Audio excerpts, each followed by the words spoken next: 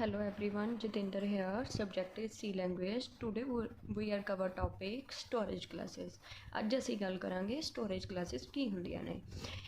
Storage ਦਾ ਮਤਲਬ ਕੀ ਹੈ ਕਿ ਜਿਹੜਾ ਅਸੀਂ ਡਾਟੇ ਨੂੰ ਸਟੋਰ ਕਰਕੇ ਰੱਖਦੇ ਹਾਂ। ਕਹਿੰਦੇ each and every variable declared in C contains note only it's data type. ਕਹਿੰਦੇ ਅਸੀਂ ਹਰੇਕ ਵੇਰੀਏਬਲ ਨੇ ਜਿਹੜੇ ਸੀ ਦੇ ਵਿੱਚ ਡਿਕਲੇਅਰ ਕਰਦੇ ਹਾਂ, ਇਹ ਨਹੀਂ ਹੈਗਾ ਕਿ ਉਹ ਸਿਰਫ ਡਾਟਾ ਟਾਈਪ ਉਹਨਾਂ ਦਾ ਨਾਮ ਲੈਂਦੇ ਹਾਂ ਅਸੀਂ। ਕਹਿੰਦੇ but also has a storage class, ਸਾਨੂੰ ਉਹਨਾਂ ਦੀ ਸਟੋਰੇਜ ਕਲਾਸ ਵੀ ਦੱਸਣੀ ਜ਼ਰੂਰੀ ਹੈ ਕਿ ਉਹ ਕਿਹੜੀ ਕਲਾਸ ਦੀ ਸਟੋਰੇਜ ਹੈ ਉਹਨਾਂ ਦੀ। ਕਹਿੰਦੇ if we do not specify storage class of a variable, ਕਹਿੰਦੇ ਜੇ ਅਸੀਂ ਸਪੈਸੀਫਾਈ ਨਹੀਂ ਕਰਦੇ, ਕਹਿੰਦੇ the compiler will assume its storage class as default. ਜੇ ਅਸੀਂ ਕੁਝ ਵੀ ਸਟੋਰੇਜ ਕਲਾਸ ਉਹਦੀ ਨਹੀਂ ਦੱਸਦੇ ਤਾਂ ਉਹ ਬਾਈ ਡਿਫੋਲਟ ਕੀ ਚੱਕਦੇ ਨੇਗੇ, ਆਟੋਮੈਟਿਕ ਕਲਾਸ। ਤਾਂ ਬਾਈ ਡਿਫਾਲਟ ਉਸ ਨੂੰ ਕੀ ਲੈ ਕੇ ਚੱਲਦੇ ਨੇ, ਆਟੋਮੈਟਿਕ। ਕਹਿੰਦੇ the storage class of a variable tell us about characteristics of storage classes. ਕਹਿੰਦੇ ਜਿਹੜੀ ਸਟੋਰੇਜ ਕਲਾਸ ਹੈ ਵੇਰੀਏਬਲ ਦੀ, ਉਹ ਸਾਨੂੰ ਕੀ ਕੀ ਗੱਲਾਂ ਦੱਸਦੀ ਹੈ। ਸਭ ਤੋਂ ਪਹਿਲਾਂ ਦੱਸਦੀ ਹੈ ਕਿ storage place of the variable, ਕਿ ਜਿਹੜਾ ਸਾਡਾ ਵੇਰੀਏਬਲ ਹੈ ਉਹ ਕਿਹੜੀ ਜਗ੍ਹਾ ਦੇ ਉੱਤੇ ਸਟੋਰ ਹੋ ਰਿਹਾ, ਮੈਮਰੀ 'ਚ ਸਟੋਰ ਹੋ ਰਿਹਾ ਜਾਂ ਰਜਿਸਟਰਾਂ 'ਚ ਸਟੋਰ ਹੋ ਰਿਹਾ। ਸੈਕਿੰਡ ਦੱਸਦੀ ਹੈ ਸਾਨੂੰ ਕਿ ਵੇਰੀਏਬਲ ਦੀ ਇਨੀਸ਼ੀਅਲ ਵੈਲਿਊ ਕੀ ਹੈ। ਥਰਡ ਸਾਨੂੰ ਦੱਸਦੀ ਹੈ ਕਿ ਉਹਦਾ ਕੀ ਸਕੋਪ ਹੈ, ਕਿ ਕਿੱਥੋਂ ਤੱਕ ਉਹਦੀ ਲਾਈਫ ਹੈ, ਕਿੰਨੇ ਟਾਈਮ ਤੱਕ ਉਸਨੇ ਚੱਲਣਾ ਹੈ। ਫਿਰ life time of the variable, how long the variable exist, ਕਿ ਉਹ ਵੇਰੀਏਬਲ ਕਿੰਨੇ ਟਾਈਮ ਦੇ ਲਈ ਐਗਜ਼ਿਸਟ ਕਰੇਗਾ। ਉਸ ਤੋਂ ਬਾਅਦ ਦੱਸਿਆ ਗਿਆ ਕਿ ਸਟੋਰੇਜ ਕਲਾਸਿਸ ਨੇ ਜਿਹੜੀਆਂ ਉਹ 4 ਟਾਈਪ ਦੀਆਂ ਹੁੰਦੀਆਂ ਨੇ। ਆਟੋਮੈਟਿਕ ਸਟੋਰੇਜ ਕਲਾਸ, ਜਿਹਦੇ ਵਾਸਤੇ ਅਸੀਂ ਸਪੈਸੀਫਾਇਰ ਯੂਜ਼ ਕਰਦੇ ਹਾਂ ਆਟੋ। ਰਜਿਸਟਰ ਕਲਾਸ ਹੈ, ਉਹਦੇ ਵਾਸਤੇ ਅਸੀਂ ਰਜਿਸਟਰ ਲਿਖਦੇ ਹਾਂ। ਸਟੈਟਿਕ ਸਟੋਰੇਜ ਕਲਾਸ ਹੈ, ਉਹਦੇ ਵਾਸਤੇ ਅਸੀਂ ਸਟੈਟਿਕ ਲਿਖਾਂਗੇ। ਐਕਸਟਰਨਲ ਸਟੋਰੇਜ ਕਲਾਸ ਨੂੰ ਅਸੀਂ ਲਿਖਾਂਗੇ ਐਕਸਟਰਨ। ਫਸਟ ਆ ਗਈ ਜੀ ਆਟੋਮੈਟਿਕ ਸਟੋਰੇਜ ਕਲਾਸ। ਸਭ ਤੋਂ ਪਹਿਲਾਂ ਤਾਂ ਇਹ ਪਤਾ ਹੈ ਕਿ ਜਦੋਂ ਅਸੀਂ ਕਿਸੇ ਵੀ ਵੇਰੀਏਬਲ ਦੇ ਮੂਹਰੇ ਕੁਝ ਨਹੀਂ ਲਿਖਦੇ ਤਾਂ ਉਹ ਸਾਡਾ ਕੰਪਾਈਲਰ ਕੀ ਕਰਦਾ ਹੈਗਾ, ਉਸਨੂੰ ਬਾਈ ਡਿਫੋਲਟ ਆਟੋਮੈਟਿਕ ਮੰਨ ਲੈਂਦਾ ਹੈਗਾ। ਤਾਂ ਜਿਹੜਾ ਆਟੋਮੈਟਿਕ ਸਟੋਰੇਜ ਕਲਾਸ ਹੈ ਉਹਦੇ ਵਿੱਚ ਜਿਹੜੇ ਸਾਡੀ ਸਟੋਰੇਜ ਕਿਹਦੇ 'ਚ ਹੋਊਗੀ, ਮੈਮਰੀ ਦੇ ਵਿੱਚ ਡਾਟਾ ਸਟੋਰ ਹੋਊਗਾ। ਸੈਕਿੰਡ ਕੀ ਕੀਤਾ ਹੈ, ਡਿਫੋਲਟ ਇਨੀਸ਼ੀਅਲ ਵੈਲਿਊ ਕੀ ਹੋਊਗੀ ਸਾਡੀ, ਗਾਰਬੇਜ ਵੈਲਿਊ ਹੋਊਗੀ। ਗਾਰਬੇਜ ਦਾ ਮਤਲਬ ਕੀ ਹੈ ਕਿ ਉਹ ਕੁਝ ਵੀ ਲੈ ਸਕਦਾ ਹੈਗਾ। ਅਨਪ੍ਰੈਡਿਕਟੇਬਲ ਵੈਲਿਊ ਹੈ, ਆਪਣੇ ਵੱਲੋਂ ਜਿਹੜੀ ਮਰਜ਼ੀ ਵੈਲਿਊ ਲਵੇ। ਉਹਦੀ ਸਟਾਰਟਿੰਗ ਵੈਲਿਊ ਕੀ ਹੋਊਗੀ, ਗਾਰਬੇਜ ਵੈਲਿਊ ਹੋਊਗੀ, ਕੁਝ ਵੀ ਲੈ ਸਕਦਾ ਕੰਪਾਈਲਰ। ਅਤੇ ਉਹਦਾ ਸਕੋਪ ਕੀ ਹੈ, 4 ਚੀਜ਼ਾਂ ਅਸੀਂ ਦੱਸਾਂਗੇ। ਪਹਿਲਾਂ ਸਟੋਰੇਜ ਦੱਸਾਂਗੇ ਵੀ ਕਿੱਥੇ ਹੁੰਦਾ ਹੈ, ਤਾਂ ਆਟੋਮੈਟਿਕ ਦੇ ਵਿੱਚ ਜਿੰਨੀ ਵੀ ਸਟੋਰੇਜ ਆ ਉਹ ਮੈਮਰੀ ਦੇ ਵਿੱਚ ਹੁੰਦੀ ਹੈ। ਡਿਫੋਲਟ ਇਨੀਸ਼ੀਅਲ ਵੈਲਿਊ ਕੀ ਹੈ, ਗਾਰਬੇਜ ਵੈਲਿਊ ਹੋਏਗੀ ਹੈ। ਤੁਸੀਂ ਇੰਨੀਆਂ ਗੱਲਾਂ ਯਾਦ ਰੱਖਣੀਆਂ ਨੇ ਵੀ 4 ਪੁਆਇੰਟਸ ਹਰੇਕ ਦੇ ਵਿੱਚ ਦੱਸਣੇ ਨੇ ਕਿ ਸਟੋਰੇਜ ਕੀ ਹੈ, ਡਿਫਾਲਟ ਵੈਲਿਊ ਕੀ ਹੈ, ਸਕੋਪ ਕੀ ਹੈ ਅਤੇ ਉਹਦੀ ਲਾਈਫ ਕੀ ਹੈ। ਸਭ ਤੋਂ ਪਹਿਲਾਂ ਸਟੋਰੇਜ ਇਹਦੀ ਕੀ ਹੈ, ਮੈਮਰੀ ਦੇ ਵਿੱਚ ਹੈ। ਇਨੀਸ਼ੀਅਲ ਵੈਲਿਊ ਇਹਦੀ ਕੀ ਹੈ, ਗਾਰਬੇਜ ਵੈਲਿਊ ਹੈ। ਸਕੋਪ ਇਹਦਾ ਕੀ ਹੈ, local or visible to the block in which variable is declare. ਜਿੱਥੇ ਤੁਸੀਂ ਵੇਰੀਏਬਲ ਡਿਕਲੇਅਰ ਕੀਤਾ ਹੈਗਾ ਸਿਰਫ ਉੱਥੇ ਤੱਕ ਹੀ ਇਹਦਾ ਸਕੋਪ ਹੈ, ਸਿਰਫ ਉੱਥੇ ਹੀ ਇਹਨੂੰ ਅਸੀਂ ਵਰਤ ਸਕਦੇ ਹਾਂ, ਬਾਹਰ ਕਿਤੇ ਨਹੀਂ ਵਰਤ ਸਕਦੇ। ਜਿਵੇਂ ਤੁਸੀਂ ਕਲਾਸ ਦੇ ਅੰਦਰ ਵੇਰੀਏਬਲ ਲਿੱਤਾ ਤਾਂ ਉਹਨੂੰ ਕਲਾਸ ਦੇ ਅੰਦਰ ਹੀ ਯੂਜ਼ ਕਰ ਸਕਦੇ ਹਾਂ, ਬਾਹਰ ਅਸੀਂ ਯੂਜ਼ ਨਹੀਂ ਕਰ ਸਕਦੇ। ਲਾਈਫ ਟਾਈਮ ਕੀ ਹੈ, ਕਹਿੰਦੇ it retains its value till the control remains in the block in which the variable is declare. ਕਹਿੰਦੇ ਇਹਦੀ ਲਾਈਫ ਵੀ ਸਿਰਫ ਉੱਥੇ ਤੱਕ ਹੀ ਹੈ ਜਿਹੜੇ ਬਲੋਕ ਦੇ ਵਿੱਚ ਇਹਨੂੰ ਡਿਕਲੇਅਰ ਕੀਤਾ ਹੋਇਆ, ਉਸ ਤੋਂ ਬਾਹਰ ਇਹਨੂੰ ਅਸੀਂ ਕਿਤੇ ਵੀ ਯੂਜ਼ ਨਹੀਂ ਕਰ ਸਕਦੇ ਹੈਗੇ। ਜਿਸ ਤਰ੍ਹਾਂ ਕਿ ਸਾਡੇ ਲੋਕਲ ਵੇਰੀਏਬਲ ਹੁੰਦੇ ਨੇ ਜਿਨ੍ਹਾਂ ਨੂੰ ਸਿਰਫ ਅਸੀਂ ਅੰਦਰ ਹੀ ਯੂਜ਼ ਕਰ ਸਕਦੇ ਹਾਂ। ਨੈਕਸਟ ਸਟੋਰੇਜ ਕਲਾਸ ਹੈਗੀ ਹੈ ਸਾਡੀ, ਦੇਖੋ ਲੋਕਲ ਦੀ ਐਗਜ਼ਾਮਪਲ ਦਿੱਤੀ ਹੋਈ ਹੈ ਇਹਨਾਂ ਨੇ। ਮੇਨ ਫੰਕਸ਼ਨ ਲਿੱਤਾ ਹੈ ਆਟੋ ਇੰਟ ਆਈ ਜੇ ਇਕੁਅਲ ਟੂ 5। ਇੱਕ ਵੇਰੀਏਬਲ ਲਿੱਤਾ ਹੈ ਆਈ, ਇੱਕ ਜੇ ਲਿੱਤਾ ਜਿਹਦੀ ਵੈਲਿਊ ਲਿੱਤੀ ਹੈ 5, ਇੱਕ ਕੇ, ਇੱਕ ਮਤਲਬ ਅੱਗੇ ਕੀ ਕੀਤਾ ਹੈ ਐਲ ਲਿੱਤਾ ਹੈ 10 ਵੈਲਿਊ। ਪ੍ਰਿੰਟ ਕਰਵਾਤਾ ਇਹਨਾਂ ਨੇ ਆਈ ਜੇ ਨੂੰ, ਫਿਰ ਕੇ ਐਲ ਨੂੰ। ਤਾਂ ਆਈ ਦੀ ਵੈਲਿਊ ਕਿੰਨੀ ਹੈ, ਕਹਿੰਦੇ ਉਹਨੇ ਆਪਣੇ ਆਪ ਦੱਸੀ ਹੈ, ਗਾਰਬੇਜ ਵੈਲਿਊ ਲਿੱਤੀ ਹੋਈ ਹੈ 2009, ਕੇ ਦੀ ਵੈਲਿਊ 1005 ਅਤੇ ਜੇ ਦੀ ਵੈਲਿਊ ਆਪਾਂ 5 ਦਿੱਤੀ ਸੀ, ਐਲ ਦੀ ਵੈਲਿਊ ਆਪਾਂ 10 ਦਿੱਤੀ ਸੀ। ਤਾਂ ਇੱਥੇ ਇਹਨਾਂ ਨੇ ਕੀ ਕੀਤਾ ਹੈਗਾ 2009 ਅਤੇ 1005 ਕੀ ਹੈ ਗਾਰਬੇਜ ਵੈਲਿਊ ਦੱਸਦੀ ਕਿ ਉਹਦੀ ਇੰਨੀ ਵੈਲਿਊ ਹੈ। ਤਾਂ ਸਿਰਫ ਇਹਨੂੰ ਵਿਦਿਨ ਕਲਾਸ ਯੂਜ਼ ਕਰ ਸਕਦੇ ਆ। ਦੇਖੋ ਬੋਡੀ ਸਟਾਰਟ ਕੀਤੀ ਹੋਈ ਹੈ ਮੇਨ ਦੀ, ਸਟਾਰਟ ਕਰਨ ਤੋਂ ਬਾਅਦ ਬੰਦ ਕੀਤਾ, ਇਸ ਦੇ ਅੰਦਰ ਹੀ ਇਹਨੂੰ ਯੂਜ਼ ਕੀਤਾ ਹੈਗਾ।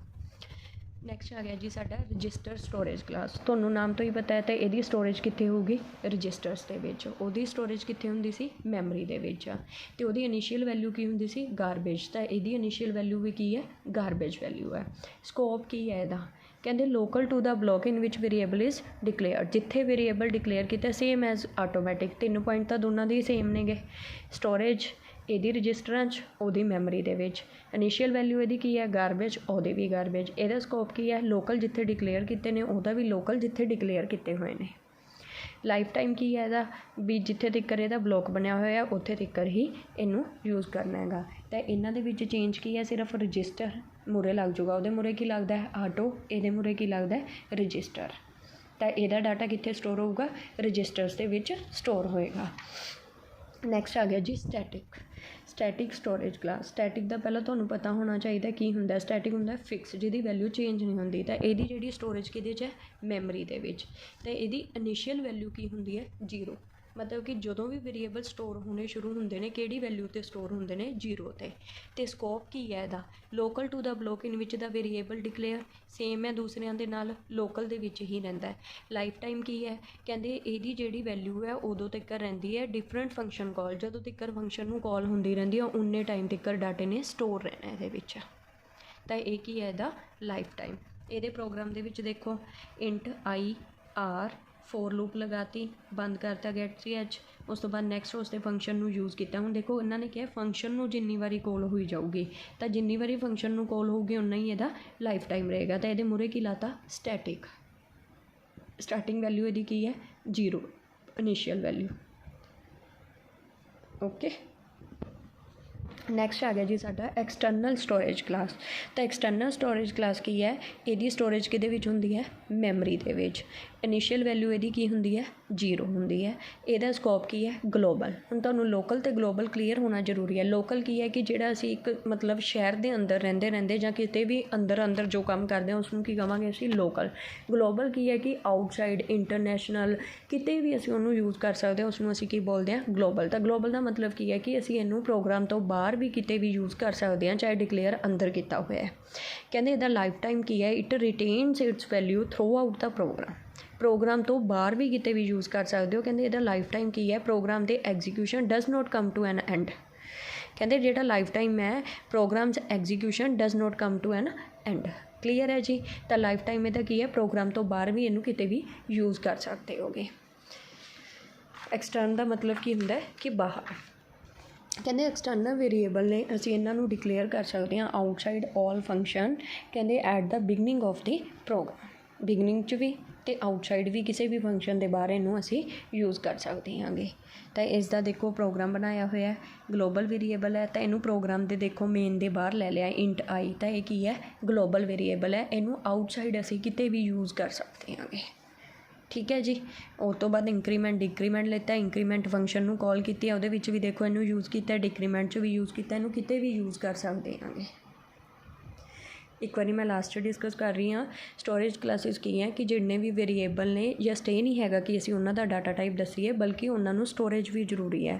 ਤਾਂ ਹੁਣ ਸਟੋਰੇਜ ਕਲਾਸਿਸ ਅਸੀਂ 4 ਤਰ੍ਹਾਂ ਦੀਆਂ ਯੂਜ਼ ਕਰਦੇ ਹਾਂ। ਸਭ ਤੋਂ ਪਹਿਲੀ ਹੈਗੀ ਆ ਆਟੋ ਦੇ ਵਿੱਚ ਕੀ ਹੈ ਕਿ ਮੈਮਰੀ ਦੇ ਵਿੱਚ ਡਾਟਾ ਸਟੋਰ ਹੁੰਦਾ ਹੈਗਾ। ਰਜਿਸਟਰ ਦੇ ਵਿੱਚ ਕੀ ਹੈ, ਰਜਿਸਟਰਾਂ 'ਚ ਸਟੋਰ ਹੁੰਦਾ ਹੈਗਾ। ਸਟੈਟਿਕ ਦੇ ਵਿੱਚ ਮੈਮਰੀ 'ਚ ਸਟੋਰ ਹੁੰਦਾ ਹੈ। ਐਕਸਟਰਨਲ ਦੇ ਵਿੱਚ ਕੀ ਸੀਗਾ, ਡਾਟਾ ਸਾਡਾ ਮੈਮਰੀ ਦੇ ਵਿੱਚ ਸਟੋਰ ਹੁੰਦਾ ਹੈਗਾ। ਤਾਂ ਉਹਦੀ ਜਿਹੜੀ ਇਨੀਸ਼ੀਅਲ ਵੈਲਿਊ ਹੁੰਦੀ ਹੈ ਗਾਰਬੇਜ ਹੈ, ਸੈਕਿੰਡ ਦੀ ਵੀ ਗਾਰਬੇਜ ਸੀਗੀ। ਅਤੇ ਸਟੈਟਿਕ ਦੀ ਕੀ ਹੈ, 0 ਹੁੰਦੀ ਹੈ ਇਨੀਸ਼ੀਅਲ ਵੈਲਿਊ, ਅਤੇ ਐਕਸਟਰਨਲ ਦੀ ਕੀ ਹੈ, 0। ਤਾਂ ਉਹਦਾ ਸਕੋਪ ਕੀ ਹੈ, ਲੋਕਲ ਹੈ ਤਿੰਨਾਂ ਦਾ। ਐਕਸਟਰਨਲ ਦੇ ਵਿੱਚ ਅਸੀਂ ਇਹਨੂੰ ਗਲੋਬਲੀ ਸਟੋਰ ਕਰ ਸਕਦੇ ਹਾਂਗੇ। ਸਕੋਪ ਹੈ ਇਹਦਾ। ਲਾਈਫ ਟਾਈਮ ਕੀ ਹੈ, ਉਹਨਾਂ ਨੂੰ ਪ੍ਰੋਗਰਾਮ ਦੇ ਅੰਦਰ ਹੀ ਯੂਜ਼ ਕਰ ਸਕਦੇ ਹਾਂ ਵੇਰੀਏਬਲਸ ਨੂੰ। ਇਹਨਾਂ ਵੇਰੀਏਬਲ ਨੂੰ ਅਸੀਂ ਪ੍ਰੋਗਰਾਮ ਤੋਂ ਬਾਹਰ ਵੀ ਯੂਜ਼ ਕਰ ਸਕਦੇ ਹਾਂ ਐਕਸਟਰਨਲ ਦੇ ਵਿੱਚ। ਇਹ ਸੀਗਾ ਤੁਹਾਡਾ ਟੋਪਿਕ ਸਟੋਰੇਜ ਕਲਾਸਿਸ। ਨੈਕਸਟ ਹੁਣ ਆਪਾਂ ਡਿਸਕਸ ਕਰਦੇ ਹਾਂ ਥੋੜ੍ਹਾ ਜਿਹਾ ਇਹਨਾਂ ਦਾ ਡਿਫਰੈਂਸ ਕੀ ਹੁੰਦਾ ਹੈ। ਤਾਂ ਸਿੰਪਲ ਦੱਸਿਆ, ਕਹਿੰਦੇ ਆਟੋਮੈਟਿਕ ਦੀ ਜਿਹੜੀ ਇਨੀਸ਼ੀਅਲ ਵੈਲਿਊ ਹੁੰਦੀ ਹੈ ਗਾਰਬੇਜ ਹੁੰਦੀ ਹੈ। ਸਟੈਟਿਕ ਦੀ ਜਿਹੜੀ ਇਨੀਸ਼ੀਅਲ ਵੈਲਿਊ ਹੁੰਦੀ ਹੈ ਉਹ 0 ਹੁੰਦੀ ਹੈ। ਐਕਸਟਰਨਲ ਦੀ ਕੀ ਹੁੰਦੀ ਹੈ, 0 ਹੁੰਦੀ ਹੈ। ਕਹਿੰਦੇ ਆਟੋਮੈਟਿਕ ਦੇ ਵਿੱਚ ਜਿਹੜੇ ਵੇਰੀਏਬਲ ਨੇ ਉਹਨਾਂ ਦਾ ਮਤਲਬ ਜਿਹੜਾ ਲਾਈਫ ਟਾਈਮ ਹੁੰਦਾ ਹੈਗਾ ਉਹ ਵਿਦਿਨ ਬਲੋਕ ਹੁੰਦਾ ਹੈਗਾ। ਸਟੈਟਿਕ ਦਾ ਕੀ ਹੁੰਦਾ, ਡਿਫਰੈਂਟ ਫੰਕਸ਼ਨ ਕਾਲ ਤੱਕਰ। ਐਕਸਟਰਨਲ ਦੇ ਵਿੱਚ ਕੀ ਹੈ, ਥਰੂ ਆਊਟ ਦਾ ਪ੍ਰੋਗਰਾਮ ਤੋਂ ਬਾਹਰ ਵੀ ਅਸੀਂ ਕਿਤੇ ਵੀ ਉਹਨੂੰ ਯੂਜ਼ ਕਰ ਸਕਦੇ ਹਾਂ। ਤਾਂ ਸਟੈਟਿਕ ਵੇਰੀਏਬਲ ਦੇ ਲਈ ਅਸੀਂ ਕਿਹੜਾ ਕੀਵਰਡ ਯੂਜ਼ ਕਰਦੇ ਹਾਂ, ਸਟੈਟਿਕ ਕੀਵਰਡ ਯੂਜ਼ ਕੀਤਾ ਜਾਂਦਾ ਹੈ। ਆਟੋਮੈਟਿਕ ਦੇ ਲਈ ਆਟੋ ਕੀਵਰਡ ਯੂਜ਼ ਕੀਤਾ ਜਾਂਦਾ ਹੈ। ਐਕਸਟਰਨਲ ਦੇ ਲਈ ਐਕਸਟਰਨ ਯੂਜ਼ ਕੀਤਾ ਜਾਂਦਾ ਹੈਗਾ।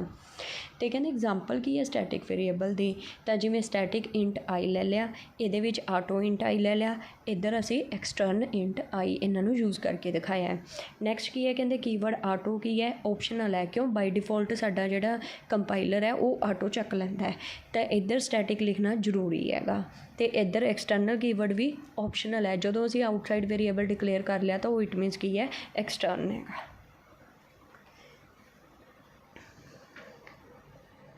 ਤਾਂ ਤੁਹਾਨੂੰ ਇੱਦਾਂ ਡਿਫਰੈਂਟ ਕੁਐਸਚਨ ਆ ਸਕਦੇ ਨੇ, ਕਿਹੜੀਆਂ ਸਟੋਰੇਜ ਕਲਾਸਿਸ ਤੁਸੀਂ ਯੂਜ਼ ਕਰ ਸਕਦੇ ਹੋਗੇ।